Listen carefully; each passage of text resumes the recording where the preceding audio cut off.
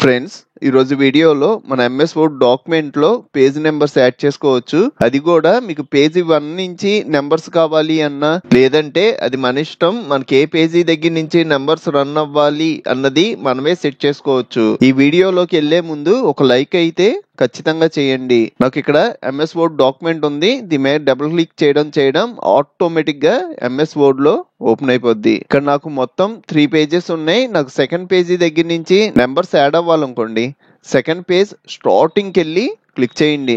Next menu bar లో ఇక్కడ layout tab లోకి వెళ్ళండి. ఇక్కడ పేజ్ సెటప్ గ్రూప్ లో బ్రేక్స్ అనే ఆప్షన్ ఉంటది, ఇది ఓపెన్ చేసుకొని సెక్షన్ బ్రేక్స్ లో ఇక్కడ నెక్స్ట్ పేజ్ అనే ఆప్షన్ ఉంది కదా, దీని మీద క్లిక్ చేయండి. నెక్స్ట్ మళ్ళీ మెన్యూ బార్ లో ఇన్సర్ట్ ట్యాబ్ లోకి వెళ్తున్నా. ఇక్కడ హెడ్ అండ్ ఫూటర్ గ్రూప్ లో పేజ్ నెంబర్స్ అని ఉంటది, ఇది ఓపెన్ చేసి మనకి పేజ్ నెంబర్స్ ఎక్కడ రావాలి, నాకైతే పేజీ పైన రావాలి. నాకు ఎన్నో పేజీ నుంచి రావాలి, సెకండ్ పేజీ నుంచి కావాలి కదా, దానికోసం ప్లెయిన్ నెంబర్ 2 మీద క్లిక్ చేస్తున్నా. నెక్స్ట్ మళ్ళీ పేజీ నెంబర్స్ లోకి వెళ్ళి ఇక్కడ ఫార్మోట్ పేజ్ నెంబర్స్ అనే ఆప్షన్ ఉంటది, దీని మీద క్లిక్ చేయండి. మీరు ఇక్కడ నెంబర్ ఫార్మోట్ ఉంటది, మీరు ఒకవేళ ఆల్ఫాబెట్ ప్రకారం రావాలి అన్నా సెలెక్ట్ చేసుకోవచ్చు. నాకైతే నెంబర్స్ కావాలి, నెంబర్స్ సెలెక్ట్ చేసుకున్నా. నెక్స్ట్ ఇక్కడ పేజ్ నెంబరింగ్ అని ఉంది కదా, ఇందులో స్టార్ట్ ఎట్ అనే ఆప్షన్ ఉంది కదా, ఇది సెలెక్ట్ చేసుకోండి. ఇక్కడ 1 అని హైలైట్ అవుద్ది, దీన్ని నేమ్ చేంజ్ చేయకుండా ఓకే అంటున్నా. నెక్స్ట్ పైన మనకి లింక్ టు ప్రీవియస్ అనే ఆప్షన్ ఉంటది, దీని మీద క్లిక్ చేయండి. మళ్ళీ నేను స్టార్టింగ్ పేజీకి వెళ్ళి ఇక్కడ 1 అని ఉంది కదా,